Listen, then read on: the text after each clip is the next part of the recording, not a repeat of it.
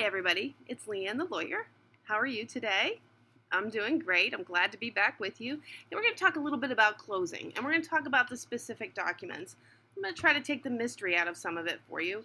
We're going to go over some of the ones that you're most commonly going to run into. I mean, every closing is different. There might be something that pops up in one closing that you wouldn't see for a long time afterwards, and maybe never see it again, or you have maybe some things that pop up from time to time. Let's talk about some things that you're most likely to encounter, regardless of what state that you're in, because I know not all of you are going to stay in West Virginia. Some of you may move to other states, so we want to make sure that we give you the basics, the fundamentals, okay? So let's get started. Let's talk about if you are selling a piece of property. What is it that you think that you would need to bring with you to the table? Imagine you're at this table, it's the closing table, and you're bringing some stuff with you.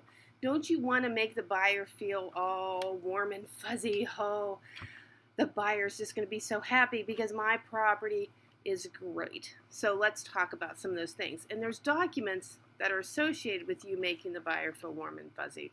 First of all, there's something called a certificate of title. Okay, that's simply all you're saying is that I have the right to sell or convey this property. Bam.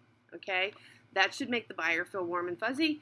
You've got the right for the property. What about, hey, I took out a mortgage initially whenever I bought this property, and here's a loan payoff statement showing that, hey, look, I already paid it off. Or I'm going to be paying it off with the proceeds from the sale here today. So there won't be this lien, this mortgage lien, accompanying this property whenever you get it, buyer. I'm going to use the money that you're giving me today to pay off the rest of my note. Okay, very nice. An affidavit or a statement of information, depends on what state you're in, what it's called, just verifies this is me. Okay, they bring their driver's license with them. Hey, it's verified. This is who I am. In fact, the buyer is going to be doing the same thing. We want to make sure that everybody at the table is who they say they are. Or they may have a power of attorney where they have somebody who's able to step in for them and sign documents for them. Okay, but for the most part, you're going to have the parties there. Okay, inspection letters. Okay, hey, I had a termite inspection done as was required. Turns out I don't have any termites, or I did have termites. I paid somebody $700 to come in, spray my house. Now I don't have any more termites according to this piece of paper. Okay, also there's septic inspections, and if they have a septic tank, different types of inspections. If they live within a city that has building inspecting requirements, you want to have somebody come in, maybe look at that. Maybe a structural engineer needed to come in and look at something that was of concern to one of the parties. These things would all be included. Okay? Any kind of disclosures. If you know that something is wrong with the property. Let's say you have a really old house, and you know that there might be some existing issues. Depending on what state or jurisdiction you're in, some have stricter requirements about what you're supposed to disclose, like if somebody committed suicide or if somebody was murdered. I mean, those are those juicy ones that always come up that people have questions about. But mostly, it's other things. It's, hey, the roof is probably going to need to be repaired, something to that effect. So the seller's going to have to disclose some of those ugly characteristics that may exist with the property. Maybe there's nothing. Hopefully there's nothing. A separate sheet of paper is going to be the lead paint disclosures. So either your home was built or manufactured after a time whenever lead paint was no longer being utilized, then clear lead paint. But if I have an older home, have somebody come in and do a lead paint inspection to make sure, hey, I tested everything. I tested all the windowsills. There's no flaking lead paint anywhere. Bam, certifying it. It's good. Again, let's make the buyer feel warm and fuzzy, right?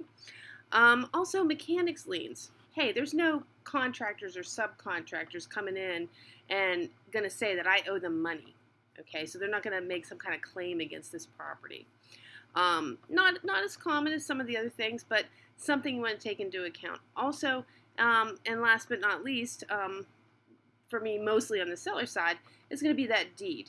Hey, this is a deed.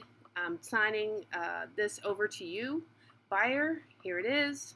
And remember, in a deed, only the grantor, which would be the seller in this case, is supposed to be signing the deed. Okay, so that goes on the seller's side. And then there's a couple of things that we'll talk about after we talk about the buyers that apply to both parties, sort of like that affidavit, that statement of information. Hey, I am who I say I am. Okay, what about the buyers? Now, the buyers are feeling all warm and fuzzy about the seller, but they're not going to believe everything that the seller says. So they may have some things that they've done on their own, including the bank is probably loaning a bunch of money to the buyer in order for the buyer to buy this house. So that's one thing that has to come to the table is the mortgage paperwork. Okay, so you've got your mortgage note. Okay, that's saying, hey, look, I'm taking out a mortgage for this amount of money. Here it is. Along with that, in order to loan the money, a lot of times these things are driven, these inspections are driven by the bank. The bank wants to know, hey, if you don't make your mortgage payments, I'm going to come in and I'm going to take this home. But I want to make sure I have something that is worth my investment in you, okay? Am I going to be able to recoup as much money as I possibly can?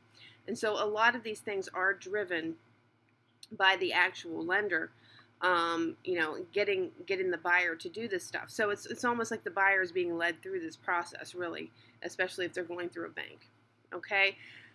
So how do they have the right then, the bank, to come in? Well, they're going to file something called a deed of trust. If you do not make payments, this deed of trust that I have now recorded and filed down at the courthouse says that, you're in for this much money, and until you pay it off, I pretty much can come in and take that house if you don't make payments. Now, once you've made all those payments, then a release or a satisfaction will be filed down at the courthouse. Now, remember I said the seller should be bringing in some loan payoff paperwork, okay?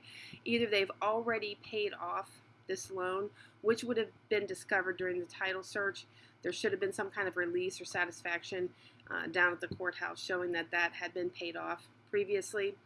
Or if they're just now paying it off as a result of this transaction, that is something you want to make sure gets filed down at the courthouse to show that there isn't that lien anymore. You as the buyer, the seller wants to make sure it's down there too, but the buyer also wants, because that may impact your deed in the future, whether or not you have clear title, if it looks like there's some loan hanging around out there.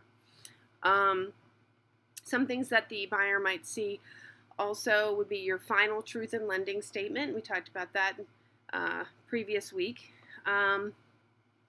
Also that affidavit, I am who I say I am. Something called title insurance, which this is insurance that protects the purchaser of the insurance, the insured, from any defects in title that may crop up. Because although a title exam or a title search would have been done, things sometimes crop up unexpectedly. So this insurance is going to protect the home buyer from any of those unexpected occurrences. Homeowners insurance would have been purchased prior to obtaining the mortgage, and some of that paperwork may be floating around at closing. Sign off on some things, or at least verify that I have that. Usually by the time you get to closing, that's already been done, because the bank is driving a lot of this. They're not going to even let you get that far unless you've met a lot of these requirements.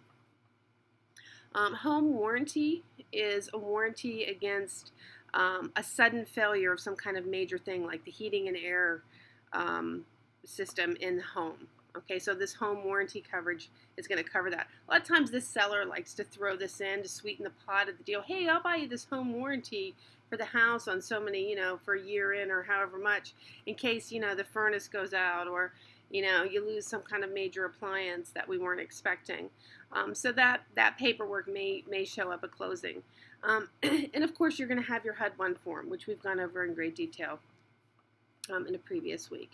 Well, thank you very much. That's sort of a quick explanation, an overview of some documents that you may find at closing.